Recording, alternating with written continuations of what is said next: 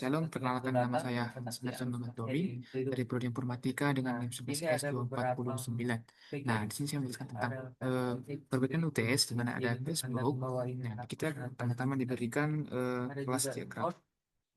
Nah, untuk tentang kelas diagramnya ini, di dalam kelas diagram ini ada beberapa apanya kelas diagramnya di mana ada entities cash flow yaitu sebagai cash flow, type sebagai type and resource, repository sebagai interface dan implementasinya, lalu service interface dan implementasinya, lalu ada utility input util. Nah, diagram ini menunjukkan hubungan antar kelas seperti association, dependency, dan relation implementation interface. Nah, di dalam kelas flow ini ada entity. Ini adalah kelas utama selama presentasikan satu transaksi keuangan atribut yang terdiri dari ID, nomor unik untuk transaksi, itu ada type jenis transaksinya, inflow dan outflow, ada source sumber uang, itu ada cash, saving, investment, loans, dan lainnya. Lalu ada label dan description, di mana itu ada keterangan transaksi dan amount adalah sebagai jumlah uangnya. Nah, kelas ini menggunakan encapsulation karena semua atribut dibuat private dengan getter dan setter.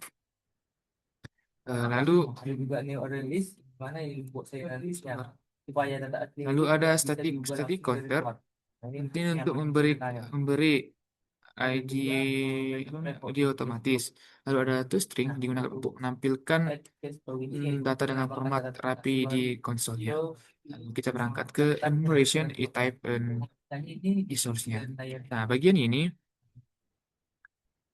ini inflow dan outflow-nya e-type memiliki dua nilai yaitu inflow dan outflow. Lalu e-source berisi sumber keuangan, cash, investment, loan, saving, dan others. Nah, lalu ada begitu bagian ke interface-nya yaitu iClass Flow Repository. Nah, interface ini berisi kontrak operasi create, read, update, and delete untuk transaksi cash flow. Lalu ada di sini berisi apa namanya repo get all cash flow itu untuk menampilkan semua data. Lalu ada repo add cash flow untuk menambahkan data baru. Lalu ada repo remove cash flow untuk menghapus data berdasarkan ID. Lalu ada di sini repo update itu untuk perbarui data. Nah, interface ini memastikan bahwa setiap implementasi repository wajib memiliki fungsi-fungsi tersebut. Nah, lalu ada kelas selanjutnya itu ada kelas flow repository. Nah, di sini ada iClass Flow dan menyimpan data transaksi di Arrays. Nah, ini sini semua operasi data dijalankan. Menambahkan, menghapus, memperbarui, dan mengambil data. Nah, konsep yang digunakan yaitu abstraction karena data penyimpanan disembunyikan di balik interface. Lalu ada polymorphism karena objek repository dapat dipanggil melalui versi interface. Lalu ada interface iClass Flow service. Di cash flow service itu digunakan untuk menampilkan daftar cash flow, menambah, mengubah data berdasarkan input untuk total input dan outputnya, inflow dan outflow-nya. Lalu ada kelas cash flow service. Itu kelas ini mengimplementasikan iClass flow service-nya. Dia berperan sebagai penghubung antara repository dengan view. Ini biasanya mengatur logika bisnis, perspektif pemasukan, dan pengeluaran, memanggil metode dari repositori pada data, menangani dan memvalidasi data. Nah, di sini juga kita melihat composition karena cash service memiliki objek cash flow repository. Lalu ada cash flow view, bagian ini menangani transaksi dengan menggunakan user interface dari menu yang menampilkan pilihan ubah data, hapus data, datangkan semua data. Kelas ini bergantung pada cash flow service logika sedangkan ini hanya fokus pada dan kita berangkat ke kelas input util. Kelas bantu utility ini yang digunakan untuk mengambil input dari user menggunakan scanner dengan metode statis input string info. Program ini bisa dengan mudah melakukan prompt dan menerima masukan. Nah, untuk relasi dari setiap kelas saya tadi sudah saya sudah saya ucapkan tapi berikutnya cash flow menggunakan eType dan Resource itu association. Cash flow repository mengimplementasikan iClass flow repository. Cash flow service mengimplementasikan iClass service. Flow service bergantung pada cash flow repository. Cash flow view bergantung pada cash flow service. Itu digunakan untuk cash flow view untuk menerima input user. Nah, secara keseluruhan, relasi membentuk view, service, repository, lalu ke entity, lalu ke enumnya.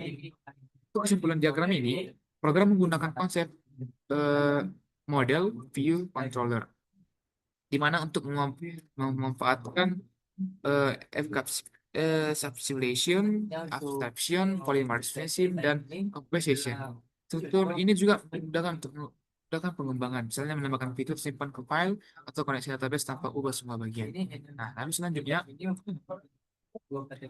ubah seluruh tadi. Nah, untuk selanjutnya sini ada tujuan program. Tujuan program ini mengolah data keuangan, inflow dan outflow secara sederhana, lalu menerapkan konsep OOP, Class Interface Integration, Abstraction Machine, itu yang tadi, lalu memisahkan logika program menggunakan konsep MVC, model, jadinya. Oke. Lalu berikut struktur dari proyeknya ada titis sebagai model data utama, lalu repository tempat penyimpanan dan basis data, lalu ada service logika bisnis, lalu ada view sebagai interaksi dengan pengguna, lalu types enumerasi di sumber uang, lalu ada utils fungsi bank, udah ada app, itulah program utamanya. Lalu di sini ada cash flow entities. Nah, untuk cash flow entities ini, kelas utama di sini adalah cash flow yang mewakili satu transaksi keuangan. Dalamnya ada atribut seperti ID, time source, label, description, date, dan amount. Nah, yes, aku menggunakan encapsulation, jadi semua atribut dibuat private dengan getter dan setter. Lalu ada static counter untuk memberikan ID otomatis pada setiap data baru outputnya. Lalu ada di sini interface dan repository. Nah, selanjutnya ada interface repository yang berisi kontrak CRU seperti tambah, ubah, menghapus, dan ambil data. Nah, class repository menjadi implementasi menggunakan release. Bagian ini menunjukkan konsep abstraction dan polymorphism karena logika penyimpanan bisa berubah tanpa mengubah service-nya. Lalu ada service layer. Nah, di bagian service ini kita punya cash flow service. Di sini logika utama dijalankan, seperti menghitung total inflow, outflow, serta menambahkan, memperbarui dan atau menghapus data. Service ini menjadi penghubung antara data-data yang ditampilkan, sehingga konsep bisnis logic belajar diterapkan. Selanjutnya ada view letter, di lapisan tampilan. Ada cash flow view. Kelas ini menampilkan menu interaktif di konsol seperti menambahkan data, mengubah, menghapus, dan atau menampilkan cash flow. Sini juga digunakan flash input util untuk membaca input dari pengguna. Nah, lalu selanjutnya ada enum dan utility. Dan enum utility ini untuk memperjelas jenis data, saya menggunakan dua yaitu type untuk menentukan apakah transaksi itu inflow atau outflow. Ada e-source untuk sumber uang seperti cash, saving, investment, dan lain sebagainya. Lalu ada kelas input util untuk menangani input pengguna menggunakan scanner. Lalu ada main programnya. Di file app Java, semua komponen telah tadi digabungkan. Program dimulai dengan membuat objek repository, service, dan view, lalu memanggil view show cash flow. Lalu programnya seperti main, view, service, repository, entity. Dengan alur seperti ini, setiap bagian punya tanggung jawab yang jelas. Nah, dalam program ini, saya menerapkan beberapa konsep GOP. Encapsulation pada atribut kelas flow, abstraction melalui penggunaan interface, polymorphism saat kelas repository menggunakan interface yang sama, composition karena service bergantung pada repository jalankan fungsinya. Lalu alur eksekusi program. Nah, secara sederhana alurnya seperti ini. 6. Memilih menu di tampilan, lalu tampilan memanggil fungsi service. Service memproses data dengan bantuan repository, dan repository mengubah data di objek cash flow. Jadi semua saling berhubungan tapi tetap punya peran masing-masing. Untuk kesimpulan dari program yang saya buat tadi, kesimpulannya program ini sudah menerapkan konsep UUP dengan baik dan struktur modular menggunakan kita untuk mengembangkan atau memperbaiki program di masa depan. Nah, di program ini juga bisa digunakan untuk catatan keuangan sederhana. Itu kode proyeknya di sini ya. Saya buat sesuai dengan struktur yang saya jelaskan tadi, di mana ada entities, lalu ada repository, lalu ada service, lalu ada types sebagai enum, lalu ada utils, baru ada view, lalu ada eh, kode utamanya itu add Java. Lalu di sini ada untuk cash flow-nya seperti biasa, lalu ada cash flow repository Java, lalu ada iCash flow repository, lalu ada cash flow service Java, lalu ada iCache Flow Service, lalu ada untuk enumnya, e-source, lalu ada e-type, itu untuk menentukan inflow dan outflow-nya, lalu ada untuk utils sebagai input util, lalu ada cash flow view, di mana itu untuk eh, apa outputnya, lalu ada untuk FJP itu program utamanya. Lalu kita akan coba mengcompile-nya terlebih dahulu.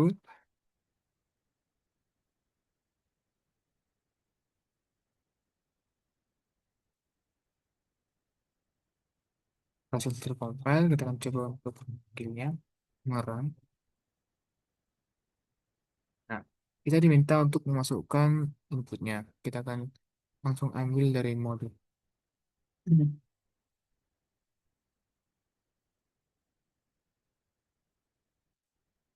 Nah, sesuai dengan apa yang kita harapkan pada expect outputnya. Sekian saya bisa sampaikan. Saya ucapkan terima kasih.